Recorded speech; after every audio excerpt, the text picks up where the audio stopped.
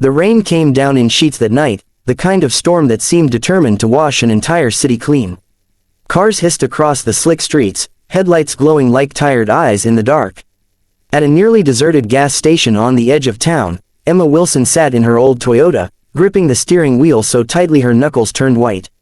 She was 32, worn thin from juggling 2 jobs, and tonight she felt like the world had decided to test how much she could bear.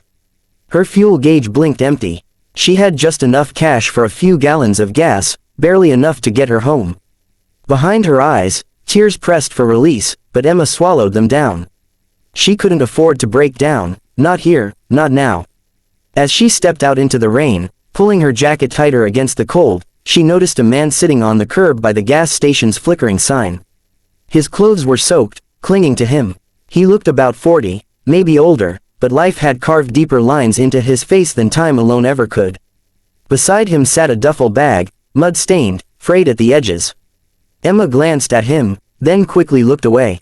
She was exhausted, and helping strangers wasn't on her list tonight. But something about him, his eyes, perhaps, filled with a quiet defeat, made her pause. He wasn't asking for anything.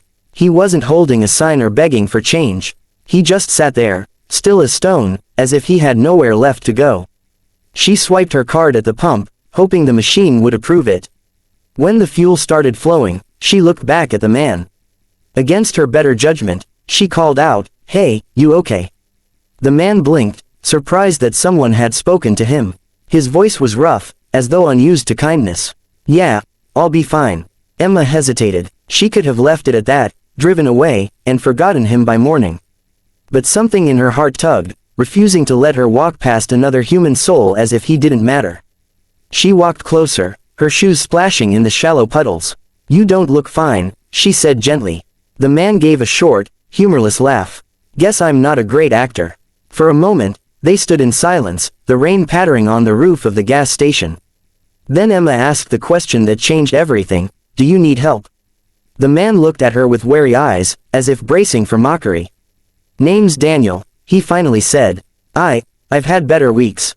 Just trying to get somewhere warm." Emma studied him. She could tell he hadn't eaten in a while. His hands shook slightly, either from cold or hunger, or both. Against all logic, she heard herself saying, "Come on. Let's get you something hot to eat." Daniel shook his head. "You don't have to do that." I know I don't have to," Emma interrupted, her tone firm but kind.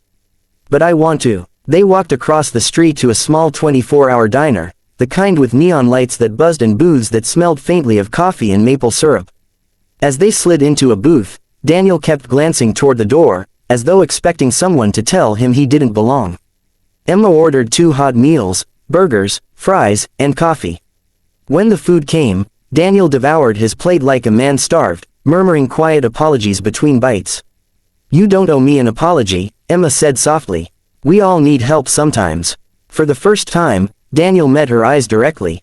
"Most people don't think that way."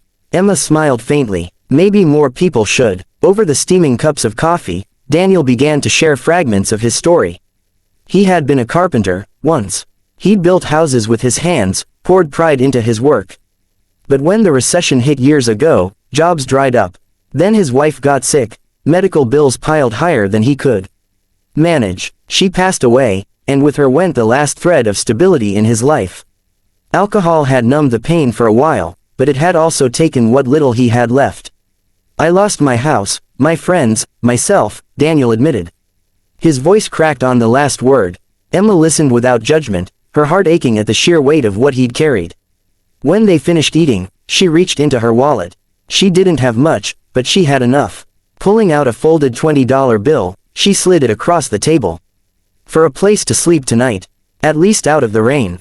Daniel's eyes widened. He shook his head fiercely. "No, you've done enough. I can't." "Daniel," Emma said gently but firmly. "Please, take it." Slowly, with trembling hands, he accepted the bill. His lips parted as though he wanted to say something, but no words came. Instead, tears welled in his eyes. That moment, simple, quiet, unremarkable to the world, was the pivot on which 2 lives began to turn. Days passed. Emma returned to her routine. Long shifts at the diner where she waitressed, evenings spent grading papers for the tutoring job she squeezed in on weekends. Yet Daniel lingered in her thoughts. She wondered if he had found shelter, if he was okay. Then one afternoon, as Emma left work, she saw him again. Not at the gas station this time, but standing outside the diner, hair still damp from a shower, clothes cleaner than before. "I wanted to thank you," he said, his voice steadier. "That night, you didn't just give me food. You gave me hope, and the $20, I used it to get into a shelter. They helped me sign up for a program. I'm sober now." 3 days. Emma felt a swell of pride, though it wasn't hers to claim. "That's incredible, Daniel. I'm so glad." He smiled, and for the first time, she saw the man he must have been years ago, the craftsman, the husband, the human being beyond the pain. Over the weeks that followed, Emma and Daniel crossed paths often. She learned that he was attending support meetings, volunteering at the shelter, even applying for jobs. Step by step, he was piecing his life back together. One evening, as they sat on a park bench beneath the golden glow of street lamps, Daniel said quietly, "You know, Emma, I don't think you'll ever realize what you did for me. People talk about miracles, but sometimes a miracle is just someone refusing to walk away." Emma felt tears sting her eyes. She hadn't done much, really, just a meal, a conversation, a few dollars. But to Daniel, it had been everything. Months turned into a year. Daniel found steady work at a construction company. He rented a small apartment, modest but his own. He spoke at recovery meetings, sharing his journey with others still struggling. One night, he stood on a small stage at a community event, telling his story to a room full of strangers. Emma sat in the audience, watching as he spoke with quiet strength. "I was ready to give up," Daniel said, his voice carrying across the hall. "But then a stranger showed me kindness. She didn't save me with money or grand gestures. She saved me by seeing me, by reminding me that I was still worth something. That single act changed the course of my life forever." The crowd rose to their feet in applause, but Daniel's eyes found Emma's. They shared a silent understanding, a bond forged not by blood or history, but by compassion. Years later, Emma received a letter in the mail. It was from Daniel. Inside was a simple note. "I'm doing well. I'm married again, to a wonderful woman who knows my past but loves me still. We just welcomed a baby girl into the world. Her name is Grace, because it's what saved me. And it all began with your kindness. I'll never forget what you gave me, not money, not food, but hope. Forever grateful, Daniel." Emma pressed the letter to her chest, tears falling freely this time. She smiled through them, feeling the weight of the words settle deep in her soul. Kindness had changed a stranger's life forever.